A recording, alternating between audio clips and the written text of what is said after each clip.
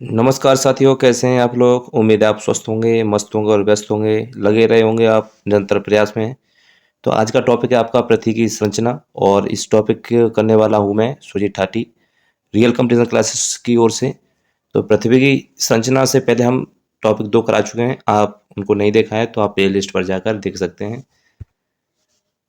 हमने सबसे पहले पृथ्वी की परिक्रमण पढ़ेंगे इसमें, क्योंकि पृथ्वी द्वारा सूर्य के चारों ओर की जाने वाली गति को हम परिक्रमण कहते हैं। पृथ्वी हमेशा पश्चिम से पूर्व की तरफ घूमती है, ऐसे करके। और पृथ्वी को एक परिक्रमण पूरा करने में 365 दिन तथा 6 घंटे का समय लगता है। यही 6 घंटे 4 वर्षों में जोड़ने पर एक दिन का रूप ले लेते हैं, जो हमारे 29 फरवरी होता है, जिससे हम 366 दिन का लीप वर्ष बनता है। परिक्रमण तथा अच्छी झुकाव के कारण पृथ्वी पर ऋतु का निर्माण तथा ध्रुवीय क्षेत्र में 6 महीने के दिन व रात का निर्माण होता है। आगे बढ़ेंगे हम। तो भूवैज्ञानिकों ने बहुत से स्रोतों की मदद से पृथ्वी की आंतरिक संरचना का अनुमान लगाया है, जैसे कि स्रोत प्राकृतिक स्रोत थे और अप्राकृतिक स्रोत थे। प्राकृतिक स्रोत में ज्वालामुखी उद्गार से मालूम पड़ा कितना टेम्परेचर है, कितने मीटर जाने पर कितना टेम्परेचर आता है, उस हिसाब से लगाया कि पृथ्वी की अनुमानित गहराई कितनी है। दूसरा प्राकृतिक स्रोत था भूकंप विज्ञान, जिससे जो वेव्स निकलती थी उससे अनुमान आता था कि इतनी देर में इतनी वेव्स आ सकती हैं, तो कितनी देर में कितनी दूर तक वेव्स जा सकती हैं, उससे गहराई मालूम पड़ी, क्योंकि वेव्स हमेशा एक केंद्र से आएंगी। भूकंप विज्ञान को हम सिस्मोलॉजी कहते हैं, और ये एकमात्र ऐसा स्रोत है जिसके अंतर्गत भूकंपीय तरंगों की मदद से पृथ्वी के आंतरिक भाग का अनुमान लगाया जा सकता है। बात हमने प्राकृतिक स्रोत की है। अब बात करेंगे हम अप्राकृतिक स्रोत की। तो अप्राकृतिक स्रोत थी घनत्व, दाब और ताप, जैसे फॉर एग्जाम्पल डेंसिटी, प्रेशर और टेम्परेचर। इससे मालूम पड़ा अप्राकृतिक स्रोत के कितनी डेंसिटी पर कितना नीचे जाने पर कितना घनत्व है, और कितने नीचे जाने पर कितना दाब क्रिएट हो रहा है, और जब दाब होता है तो टेम्परेचर भी होता है। अब क्वेश्चन आता है कि टेम्परेचर वो डेंसिटी है क्या? तो डेंसिटी हम ऐसे समझेंगे कि हमने दो डब्बे लिए, दो डब्बे में एक में रखी कॉटन और एक में रखी बॉल, लोहे की बॉल, और वो भी ठोस। तो हमने देखा कि जो पूरा डब्बा भरा हुआ कॉटन से वो हल्का है, लेकिन भरा पूरा है। ऐसे ही जब दूसरा क्यू में हम गए तो उसमें हमने बॉल्स पाई और बॉल्स ठोस दी, तो वो उसमें वजन ज़्यादा था। कार्ड क्या है, किसी भी चीज़ को इतना तोड़ा जाए, इतना तोड़ा जाए, इतना तोड़ा जाए, इतना कूटा जाए, इतना छोटा किया जाए, उसकी घनत्व क्या हो, दो घनत्व और घनत्व अंतर होता है। जैसे ये चीज़ क्या है, ये घनत्व कम है इसमें, और ये और नज़दीक कर दूँ तो इसमें घनत्व ज़्यादा है, और मैं बिल्कुल ही ऐसे कर दूँ इसे मालूम ना पड़े तो ये घनत्व और ज़्यादा है। तो ऐसे ही डेंसिटी है, डेंसिटी को ही घनत्व बोलते हैं। जिसमें क्या है कि ठोसपन ज़्यादा होता है, वो घनत्व उसमें ज़्यादा होता है। जिसमें ठोसपन कम होता है, चीज़ें अणु दूर दूर लगे होते हैं, वो घनत्व कम होता है। तो ये तो है डेंसिटी। एक निश्चित एरिया मतलब एक निश्चित वैल्यू में किसी मेटल का वजन जितना होगा वो उतनी ही डेंसिटी अधिक होती है। जैसे मतलब ये है कि ठोस में डेंसिटी ज़्यादा है, क्योंकि अणु उसमें और ज़्यादा नज़दीक लगे हैं, और जो हल्का है उसमें डेंसिटी कम है। डेंसिटी तथा प्रेशर होता है कि जहाँ पर घनत्व ज़्यादा होगा वहाँ पर दबाव ज़्यादा बनेगा, जहाँ दबाव ज़्यादा बनेगा वहाँ पर टेम्परेचर भी ज़्यादा होगा। ये तो इसका फॉर्मूला है।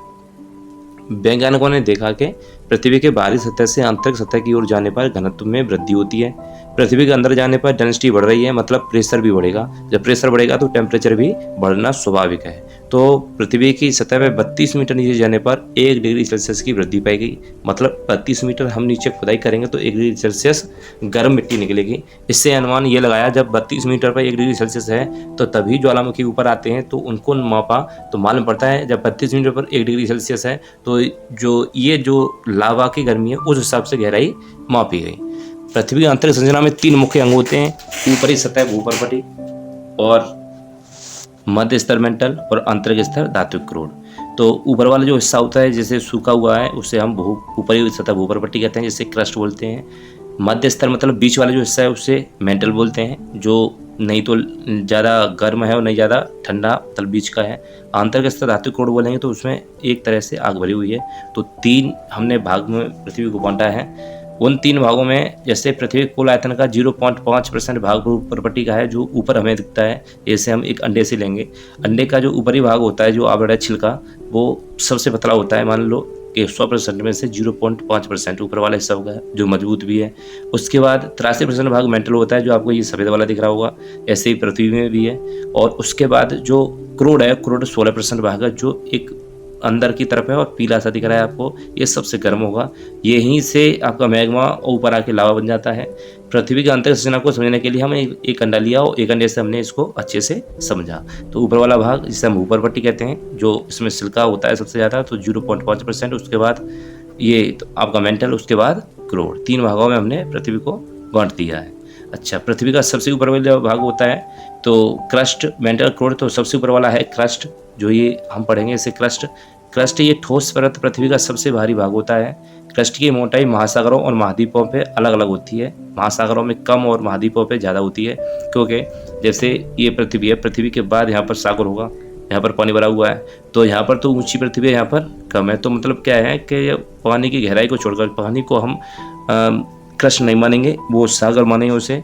तो क्रस्ट की मोटाई महासागरों और महाद्वीपों में अलग अलग होती है, महासागरों में कम और द्वीपों पर ज़्यादा होती है। क्रस्ट का निर्माण सिलिका और एल्यूमिनियम से होता है, ये दोनों धातुएं होती हैं, तो इसीलिए हम इसे सियाल बोलते हैं। SI फॉर सी और A फॉर आल। सियाल मतलब हमारी ट्रिक है, इसलिए हम सियाल यानी सिलिकॉन और एल्यूमिनियम का मिश्रण होता है क्रस्ट में। इस परत को लिथोस्फीयर, दूसरा हम बोले इसे नाम को तो इसे हम लिथोस्फीयर भी कहते हैं, और इस परत का घनत्व 2.75 से 2.90 डेंसिटी होता है। आगे हम मेंटल की बात करेंगे, दूसरी लेयर की। तो क्रस्ट के निचले भाग को हम मेंटल कहते हैं, और पृथ्वी के आयतन का 83% द्रव्यमान का 67% भाग यही होता है इस मेंटल वाले हिस्से में, जो सीमा से हम इसे इंडिकेट करते हैं। SI का मतलब है यहाँ पर सिलिकॉन, और MA का मतलब यहाँ पर मैग्नीशियम। इस परत को पायरोस्फीयर कहते हैं, इस परत को हम पायरोस्फीयर कहते हैं, और इसका जो घनत्व है, डेंसिटी है, वो 2.90 से लेकर 4.75 तक है। डेंसिटी थोड़ी बढ़ती है यहाँ पर। पृथ्वी के केंद्र की बात करें तो इसके ही व्हाइट ऑफ द अर्थ कहा जाता है। इसी पृथ्वी के केंद्र को हम व्हाइट ऑफ द अर्थ बोलते हैं। आगे की बात करते हैं हम क्रोड की। तो हमने सीमा पढ़ा, सियाल पढ़ा, अब बचा निफे। निफे में Ni का मतलब होता है निकिल, और Fe यानी फ्यूरॉन बराबर लोहा। मेंटल के निचले भाग को क्रोड कहा जाता है। ये भाग पृथ्वी के निचले मेंटल से पृथ्वी के केंद्र तक है। इसका निर्माण मुख्य रूप से निकिल और लोहे से हुआ है, और इसीलिए इसे निफे हम कहते हैं। पृथ्वी के अंदर जाने पर तापमान से ज़्यादा दाब अधिक हो जाता है, इसी वजह से पृथ्वी का क्रोड ठोस अवस्था में है। पृथ्वी केंद्र की हम बात करें तो ये तो हो गया आपका 2 हो गए, और तीसरा हम बोलते हैं इसे बेरिस्फीयर। इस परत का घनत्व 11 से 13 डेंसिटी है, तो सबसे ज़्यादा घनत्व तो यहीं पर है। हम फिर से हम बात करेंगे तो पहले वाले को हमने बोला लिथोस्फीयर, दूसरे वाले को हमने बोला मेंटल को पायरोस्फीयर, और तीसरे को हम क्रोड को बोलते हैं हम बेरोस्फीयर। फिर से हम रिवीजन करते हैं, तो आप वीडियो को वॉच दोबारा से कर सकते हैं जब आप भूल जाएं तब, ठीक। तो इसमें एक इम्पोर्टेंट, हमने तीनों पार्टों को पढ़ा, सियाल, सीमा और निफे को, सिलिकॉन एल्युमिनियम, सिलिकॉन मैग्नीशियम, और निकल और फ्यूरॉन। अच्छा, ऑस्ट्रिया के एक भूवैज्ञानिक थे स्वेस, इन्होंने पृथ्वी की आंतरिक संरचना को 3 परतों में बांटा था, सियाल, सीमा और निफे के माध्यम से समझाया। जैसे मैंने आपको बताया उसी प्रकार उन्होंने बताया हमें, हम सबको किताबों से बताया, हमने इस वीडियो के माध्यम से आप तक पहुंचाया। आगे की बात करें हम, घनत्व के आधार पर पृथ्वी को बांटा है, मतलब on the basis of density. तो पृथ्वी की सतह से आंतरिक भाग की ओर जाने पर घनत्व बढ़ता है। पृथ्वी का औसतन घनत्व 5.5 ग्राम पर सेंटीमीटर है, जो भूकंप विज्ञान के आधार पर पृथ्वी की आंतरिक जानकारी मिलती है। भूकंप विज्ञान के अंतर्गत भूकंपी तरंगों का अध्ययन भी किया जाता है। हम बात करेंगे भूकंपी तरंगों के अध्ययन से कैसे अनुमान लगाएं। तो भूकंपी तरंगों से जो वक्राकार मार्ग से चलती हैं, जो दर्शाता है कि पृथ्वी को आंतरिक भाग में सभी स्थानों का घनत्व भिन्न भिन्न, मतलब कहीं ज़्यादा ठोस है और कहीं इतना ठोस नहीं है, क्योंकि तरंगें ठोस माध्यम से जल्दी से निकलती हैं, और जहाँ माध्यम ठोस नहीं है वहाँ पर थोड़ा देरी से निकलती हैं। भूकंपी तरंगों को छाया क्षेत्र दर्शाया गया है कि बाहरी कोर द्रव अवस्था में स्थित है। भूकंपी तरंगों की गति 3 स्थानों पर बहुत अधिक परिवर्तित होती है, जो दर्शाता है कि पृथ्वी के आंतरिक भाग में 3 प्रमुख परतें हैं। पहले से थोड़ी सी हल्की आई, फिर थोड़ी सी तेज हुई, और फिर आगे बहुत तेज से निकलती है। तो इससे मालूम पड़ता है हमने पृथ्वी को 3 भागों में बांट दिया। हम बात करें पृथ्वी की आंतरिक संरचना हमने पढ़ी, अब बात करेंगे हम पृथ्वी के ऊपर वायुमंडल की। तो हमने उस वायुमंडल को हमने 5 भागों में बांटा। पहला है हमारा क्षोमंडल, दूसरा समता मंडल, तीसरा मध्यमंडल, चौथा तापमंडल, 5वां वायुमंडल। हम 5 पृथ्वी के ऊपर के आवरण को पढ़ेंगे, जिसे हम वायुमंडल कहते हैं। वायुमंडल की ऊपरी परतों के अध्ययन को हम एरोलॉजी कहते हैं। कार्ड ये है एयर से हवा, ओलॉजी से अध्ययन, तो हवा का अध्ययन करेंगे, उसी हम वायुमंडल के अध्ययन को हम एरोलॉजी बोलते हैं। और निचली परत के अध्ययन को हम मेट्रोलॉजी कहते हैं। जो हमने आंतरिक पढ़ा था उसे हम मेट्रोलॉजी कहते हैं, जो हम अभी पढ़ के आए उसे मेट्रोलॉजी बोलेंगे। अब हम पढ़ रहे हैं उसे एरोलॉजी बोलेंगे।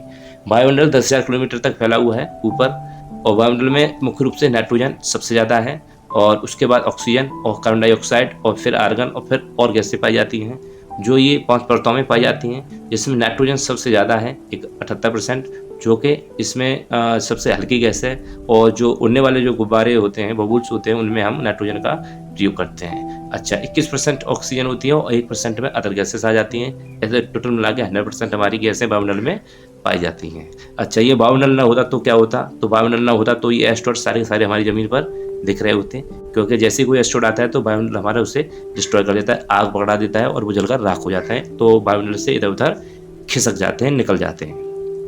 बाह्य वायुमंडल की बात करेंगे हमने 5 वायुमंडल पढ़े थे। पहला था क्षोमंडल, जिसमें मौसमी घटनाएं और एरोप्लेन वगैरह ऐसी चीज़ें यहाँ से निकलती हैं, जिसमें तूफान, आंधी, ब्यार, ये सब कुछ इसमें दिखता है। समृद्ध मंडल में कुछ नहीं दिखता, सिर्फ ओस दिखती है और ये डस्ट कट दिखते हैं और मौसम साफ रहता है। यहाँ पर एयरप्लेन अच्छा महसूस करते हैं उड़ने में। इसी समता मंडल में हमारा ओजोन परत है, जो CFC से दुर्घटनाग्रस्त हो गया।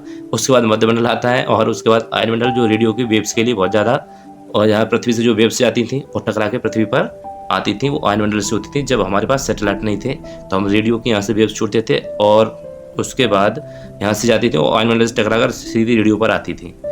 अब वायुमंडल के बाद बचता है वायुमंडल। तो वायुमंडल है, यहाँ से ब्रह्मा जी जाने क्या है आगे। तो आगे कुछ नहीं मिलेगा, हीलियम और हाइड्रोजन की गैस की मात्रा मिलेगी, सबसे ज़्यादा मात्रा मिलेगी। तो आयनमंडल तक तो हमारी कवरेज है और यहाँ तक मौसम ठंडा रहता है और उसके बाद यहाँ पर टेम्परेचर रहेगा, क्योंकि हाइड्रोजन हीलियम की यहाँ पर बहुत है। आगे की बात करेंगे हम, क्षोमंडल से स्टार्ट करते हैं। तो क्षोमंडल पृथ्वी के वायुमंडल की सबसे निचली परत है। यह वायुमंडल की सबसे महत्वपूर्ण परत है और क्षोमंडल में ही प्रकाश संश्लेषण और सांस करने के लिए जरूरी वायु उपलब्ध होती है, क्योंकि इसमें ही ऑक्सीजन पाई जाती है। इसमें लगभग 99% जलवाष्प और एरोसॉल यानी वायुमंडल में निलंबित ठोस या तरल कण भी शामिल हैं। क्षोमंडल में तापमान ऊंचाई के साथ घटा जाता है, इसीलिए इसकी ऊपरी परत जिसमें यह प्रघटना होती है और ट्रोपोपॉज कहा जाता है। क्षोमंडल की ऊंचाई ध्रुवों पर 8 से 10 किलोमीटर है और विषुवत रेखा पर लगभग 18 से 20 किलोमीटर है। कारण यह है क्योंकि विषुवत रेखा पर जमीन नीची है और ध्रुवों पर जमीनें ऊंची हैं, इसीलिए वहाँ पर क्षोमंडल कम है और विषुवत रेखा पर क्षोमंडल ज़्यादा है। सभी मुख्य वायुमंडल घटनाएं जो बादल, आंधी और वर्षा इसी मंडल में होते हैं, क्योंकि वायुमंडल इसीलिए होता है क्योंकि वाष्प सबसे ज़्यादा से ज़्यादा कितनी उठ सकती है, तो 10 किलोमीटर तक। वहाँ पर डस्ट कण, धूल कण जो भी हैं उस पर वाष्प बनकर और बादल बना लेती है और ये हाई टेम्परेचर, लो टेम्परेचर को ढूंढता हुआ वहाँ पर बारिश करा देता है। बात करेंगे हम क्षोमंडल की, तो क्षोमंडल में तापमान हर 165 मीटर पर ऊंचाई के लिए 1 डिग्री सेल्सियस की दर से घटता है, इसलिए सामान्य तापपतन दर कहते हैं। और क्षोमंडल को जीवनदायिनी परत इसलिए समझा जाता है क्योंकि जीवित रहने के लिए समस्त अनुकूल दशाएं इसी परत में होती हैं। इसके अलावा वायु का चलना, वर्षा का होना, बिजली का चमकना, बादलों का बनना आदि मौसम संबंधित समस्त घटनाएं इसी परत में होती हैं, क्योंकि जो भी सूर्य देव से जो भी किरणें आती हैं वो सीधी समुद्र, वृक्ष, वनस्पति इससे टकराती हैं। यहाँ से जलवाष्प सीधी ऊपर जाती है और डस्ट कण से मिलकर एक बादल का निर्माण करती है और वो बादल जब डस्ट कण भारी हो जाता है तो वो नीचे आने लगते हैं, तो 0 डिग्री से उठती हैं और 30 डिग्री तक वहाँ पर बारिश हो जाती है। ये टॉपिक जो है बारिश जलवायु वाला वो हम आगे डिस्कशन करेंगे। अभी टॉपिक चल रहा है हमारा वायुमंडल, तो वायुमंडल पर हम फुल फोकस रखेंगे, ठीक है, क्योंकि एक ही क्लास में सारी ज्योग्राफी नहीं हो सकती। जो घटनाक्रम है वो क्लास बाई क्लास होता जाएगा। समता मंडल की बात करेंगे हम, दूसरा मंडल आता है हमारा नीचे से समता मंडल, और ये अंग्रेजी का मतलब है इसका स्ट्रेटोस्फीयर, और यह पृथ्वी के वायुमंडल की दूसरी परत है। यह क्षोमंडल के ऊपर और मध्यमंडल के नीचे स्थित है। समता मंडल का विस्तार क्षोभ सीमा के ऊपर औसत 16 से 50 किलोमीटर की ऊंचाई तक होता है। इसमें वायु परिवहन होता है और ओजोन परत पाई जाती है। समता मंडल में ओजोन को वायु प्रदूषक माना जाता है, क्योंकि ओजोन का सूत्र होता है U3 और पूरे मंडल में मौजूद हैं। हालांकि 2 स्तरों पर सान्द्रता अधिक होती है, जो समता मंडल और क्षोमंडल में होती है।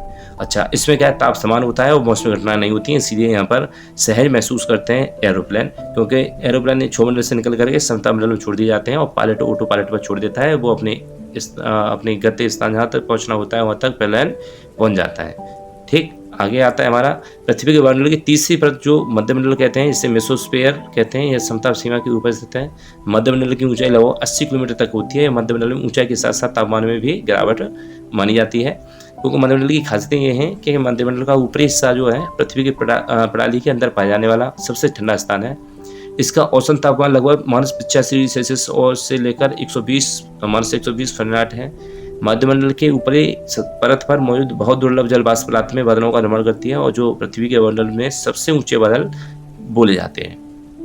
अधिकांश उल्कापिंड इसी वायुमंडलीय परत में जलते हैं, क्योंकि यहाँ पर जो घर्षण होता है उस घर्षण के कारण जो एस्टेरॉयड आते हैं वो आग पकड़ लेते हैं। और ओजोन का और वायुमंडलीय ओजोन परत का विस्तार कुछ कुछ मिलता है, क्योंकि ज़्यादातर समता मंडल में था ओजोन, और कुछ कुछ मिलता है मध्य मंडल में। और ओजोन परत का सूत्र उत्तरी होता है, जैसे हम बता चुके ऑक्सीजन के 3 बॉन्ड होते हैं। और जब मैंने कहा बादल बनते हैं क्षोमंडल में, बारिश हो जाती है, जो हल्के डस्ट कण होते हैं वो समता मंडल में, और ज़्यादा हल्के डस्ट कण होते हैं वो ऊपर बादल का निर्माण करते हैं मध्य मंडल में। अच्छा, अब तक तो ठंडा चल रहा है, क्योंकि एरोप्लेन जो समता मंडल से नीचे आते हैं वो उनके ऊपर बर्फ जम जाती है, वो आगे डिस्कशन करेंगे। और क्योंकि अब आप कहोगे ऊपर इतना ठंडा क्यों है, जैसे मैंने बोला 165 मीटर ऊपर जाने पर ठंडा हो जाता है। और ठंडा इसलिए हो जाता है क्योंकि ज़मीन पर जैसे किरणें ऊपर से आती हैं तो ये यहीं पर घूम कर रह जाती हैं, तो यहाँ पर जलवाष्प क्या होता है, यहाँ टेम्परेचर ज़्यादा रहता है। जब ये यहाँ तक नहीं आती तो है, लेकिन यहाँ पर नहीं पहुँच पाती, इसलिए यहाँ पर ठंडा है। और आती फिर यहाँ पर नहीं, यहाँ पर और ठंडा है। और नहीं आती तो ये आयन मंडल पर और ज़्यादा ठंडा है। आयन मंडल के बाद ऊपर हाइड्रोजन और हीलियम है, इसीलिए यहाँ पर ज़्यादा टेम्परेचर पाया जाता है, और आयन मंडल तक हम ठंडा महसूस करते हैं, बहुत ज़्यादा ठंडा महसूस करते हैं। अब बात करेंगे हम आयन मंडल की, तो आयन मंडल यानी अंग्रेजी मतलब इसका लोनोस्फेयर है, यह पृथ्वी के ऊपरी वायुमंडल का आयनीकृत हिस्सा है। यह समुद्र तल से लगभग 48 किलोमीटर, यह लगभग मान सकते हैं 30 मील से 965 किलोमीटर यानी 600 मील ऊपर तक फैला हुआ है। 48 किलोमीटर से मतलब 50 से 700 के बीच में फैला हुआ है आयन मंडल। आयन मंडल में विद्युत आवेशित कण पाए जाते हैं, और जिन्हें आयन कहते हैं, इसीलिए इसका नाम आयन मंडल पड़ा। और विद्युत आवेशित कण मतलब आयन। पृथ्वी द्वारा भेजी गई रेडियो तरंगें इस स्तर द्वारा वापस लौटती थीं, और यह ऊंचाई बढ़ने के साथ साथ तापमान में भी वृद्धि होती है, और आयन मंडल का सौर विकिरण से आयनित किया जाता है। तो हमने सबसे पहले पढ़ा ट्रोपोस्फेयर, फिर स्ट्रेटोस्फेयर, और फिर मेसोस्फेयर, और फिर थर्मोस्फेयर, और फिर एक्सोस्फेयर। एक्सोस्फेयर हमें पढ़ना ही नहीं है, क्योंकि इसके बाद कुछ है ही नहीं, ब्रह्म है, बस ब्रह्म को पा जाओगे। फिर बाद में बचता है वायुमंडल। इसको तो यही मान लो कि वायुमंडल की सबसे ऊपरी परत है, और पृथ्वी की सतह से सबसे दूर है, और इसके दूर दूर तक चले जाओगे, फिर चंद्रमा वगैरह सूर्य तक पहुंच सकते हो, क्योंकि इसके बाद हाइड्रोजन हीलियम का प्रकोप है। वायुमंडल में वायु बहुत विरल होती है, और इसे वायुमंडल की सीमा क्षेत्र भी कहा जाता है। वायुमंडल की परतें क्षोमंडल, ट्रोपोस्फेयर, और समतामंडल यानी स्ट्रेटोस्फेयर, और मध्यमंडल यानी मेसोस्फेयर, और तापमंडल यानी थर्मोस्फेयर। बाद में बचता है वायुमंडल यानी एक्सोस्फेयर, यानी सबसे बाहरी वायुमंडल कहा जाता है।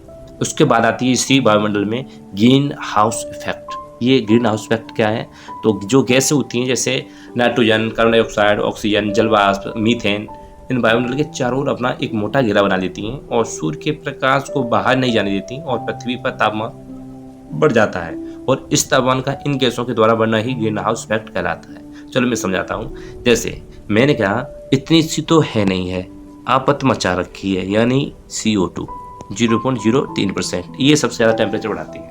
अब मान लो कोई किरणें ऊपर से आई, ये आ रही हैं, कुछ किरणें वापस जाएंगी, वापस जाती हुई किरणों को जो रोक ले वही है ये बहन जी।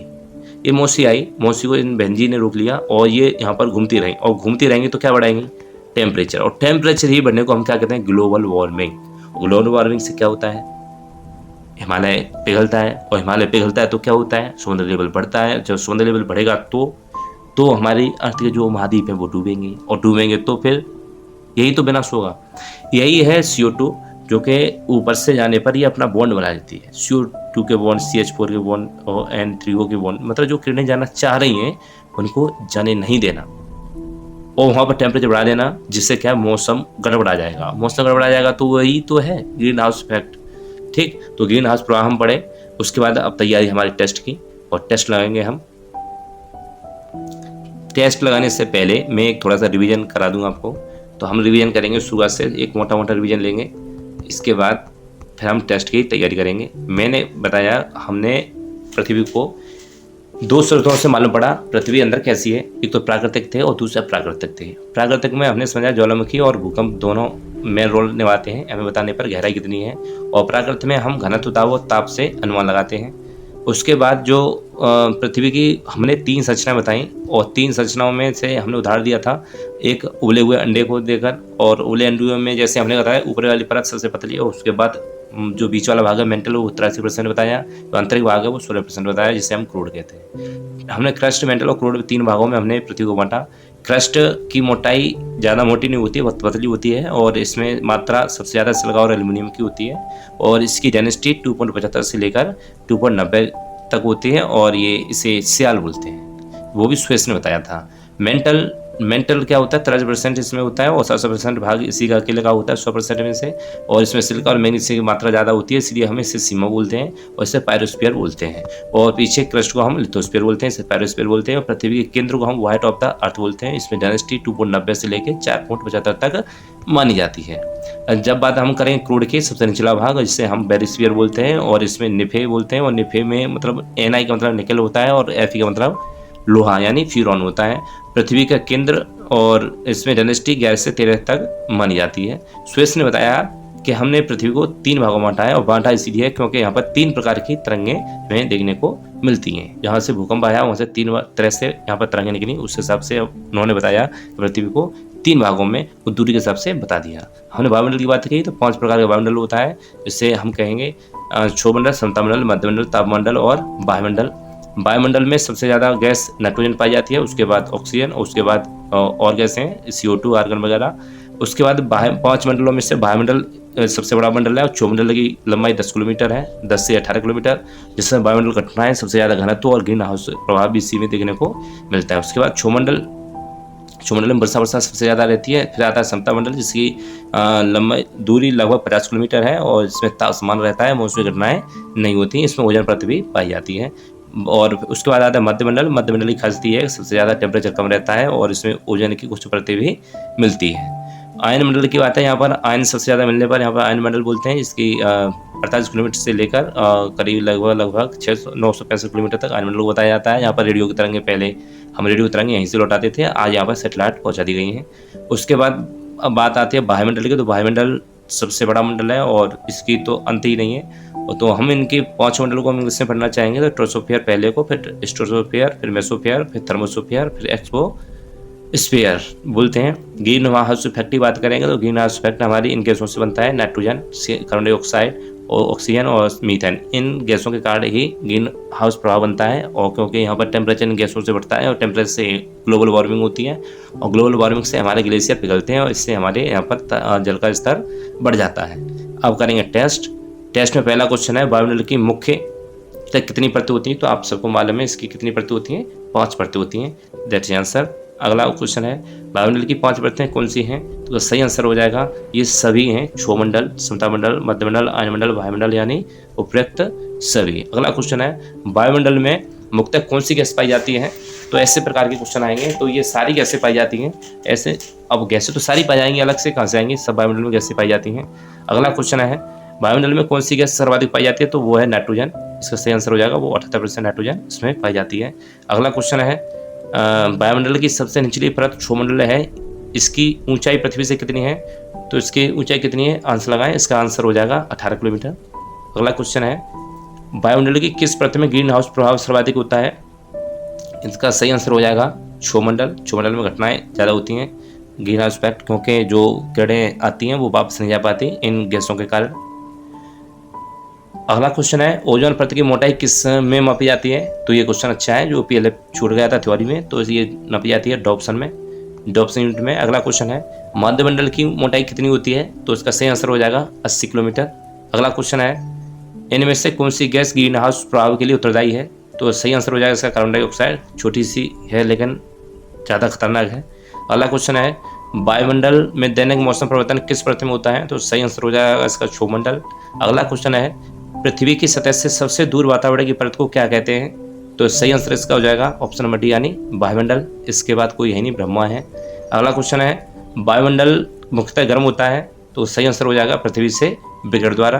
अगला क्वेश्चन है वायुमंडल कौन सी परत सबसे ठंडी परत मानी जाती है, 13 का सही आंसर हो जाएगा मध्यमंडल, जो कि मैंने बताया -85 डिग्री सेल्सियस। अगला क्वेश्चन है उपग्रह वायुमंडल परत में स्थित होता है, तो 14 का सही आंसर हो जाएगा आयनमंडल, उपग्रह सब सैटेलाइट इसी में डाले जाते हैं।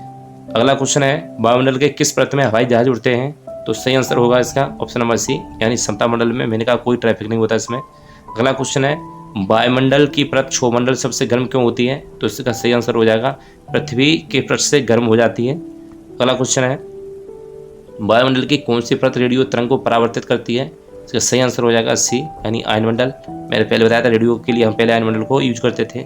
अगला क्वेश्चन है समतामंडल की मोटाई कितनी होती है, तो इसका आंसर हो जाएगा 50 किलोमीटर। अगला क्वेश्चन है कौन सी परत सूर्य से आने वाली हानिकारक किरण पराबैंगनी किरण से बचाती है, इसका सही आंसर हो जाएगा समतामंडल, में वो जो ओजोन परत है इसीलिए समता मंडल में पाई जाती है। समता मंडल सही आंसर है इसका। अगला क्वेश्चन, वायुमंडल की किस परत में बादलों का घनत्व सबसे अधिक होता है? तो 20 का आंसर हो जाएगा क्षोमंडल। क्षोमंडल में सबसे ज़्यादा मौसमी घटनाएं होती हैं। अगला क्वेश्चन है, वायुमंडल की किस परत का तापमान स्थिर रहता है? तो इसका सही आंसर हो जाएगा ऑप्शन नंबर सी यानी समता मंडल में। अगला क्वेश्चन है, वायुमंडल की किस परत को सौर मंडल भी कहते हैं? तो सही आंसर हो जाएगा क्षोमंडल को सौर मंडल भी कहा जाता है। अगला क्वेश्चन है, वायुमंडल के किस परत में बादल गरजते हैं? जो बरसते भी हैं ये वाले, तो वो होते हैं क्षोमंडल। अगला क्वेश्चन, वायु जो पूरी पृथ्वी को कंबल के समान ढके रहती है उसे क्या कहते हैं? तो सही आंसर हो जाएगा, इसे कहते हैं वायुमंडल, जिस पे हम चर्चा कर रहे हैं अभी। वायुमंडल में सर्वाधिक मात्रा में विद्यमान अक्रिय गैस कौन सी है?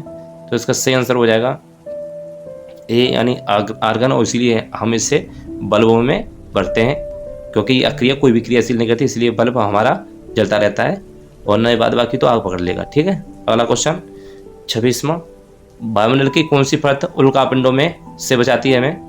तो 26 का आंसर हो जाएगा ए यानी मध्यमंडल। अगला क्वेश्चन है, क्षोभमंडल में तापमान ऊंचाई के साथ क्या करता है? तो यानी घटता है ऊपर जाने पर। अगला क्वेश्चन, वायुमंडल की मोटाई कितनी होती है? तो आंसर इसका हो जाएगा सी यानी 80 से 640 किलोमीटर लगभग। कौन सी परत सूर्य से आने वाली हानिकारक किरण पराबैंगनी किरण से बचाती है? तो इससे आंसर हो जाएगा तो नंबर बी यानी समताप मंडल, जिसमें समताप मंडल का मतलब ओजोन परत इसमें पाई जाती है। मंडल कौन से मंडल की किस परत में मंडल की किस परत में ओजोन लेयर पाया जाता है? तो आपको सबको मालूम है समताप मंडल में पाया जाता है। और वायुमंडल की किस परत में ओजोन लेयर पाया जाता है? तो ये भी समताप मंडल में रिपीट हो गया। अगला क्वेश्चन, वायुमंडल की किस परत में मौसमी घटनाएं होती हैं? तो ये क्षोभमंडल। अगला क्वेश्चन, वायुमंडल में ऑक्सीजन कितने प्रतिशत पाया जाता है? वो होगा 20.9 यानी 21%। कितनी ऊंचाई पर जाने से 1 डिग्री सेल्सियस कम होता है? तो 165 मीटर ऊपर जाने पर 1 डिग्री सेल्सियस कम हो जाता है। वायुमंडल के ऊपरी परत के अध्ययन को क्या कहते हैं? तो इसे कहते हैं एरोलॉजी, और मेट्रोलॉजी बोलते हैं अंतरिक्ष अध्ययन को। अगला क्वेश्चन, वायुमंडल के किस परत का घनत्व सबसे ज़्यादा है? 36 का आंसर हो जाएगा ए यानी क्षोभमंडल का। अगला क्वेश्चन है, वायुमंडल की सबसे निचली परत कौन सी होती है? तो इसका हो जाएगा ऑप्शन ए यानी क्षोभमंडल। अगला क्वेश्चन और हमारा अंतिम क्वेश्चन है, 1 किलोमीटर की ऊंचाई पर जाने पर कितने डिग्री की कमी आती है? ये क्वेश्चन आपका है, आप अनुमान लगा सकते हैं कितनी हो जाएगी, आंसर दे देना, क्योंकि 165 मीटर ऊपर जाने पर 1 डिग्री सेल्सियस की कमी हो जाती है। आप बता सकते हैं इसका आंसर कमेंट बॉक्स में। थैंक्स फॉर वॉचिंग, और लाइक और सब्सक्राइब करके जरूर जाएं, और सब्सक्राइबर हैं तो दोबारा ना दबाएं क्योंकि वो अनसब्सक्राइब हो जाएगा। और शेयर जरूर करें व्हाट्सअप, इंस्टाग्राम, टेलीग्राम, ट्विटर, जो भी जहाँ पर मन ना चाहे वहाँ पर, जिससे आपके भाई के हाथ मजबूत होंगे। थैंक्स फॉर वॉचिंग, धन्यवाद।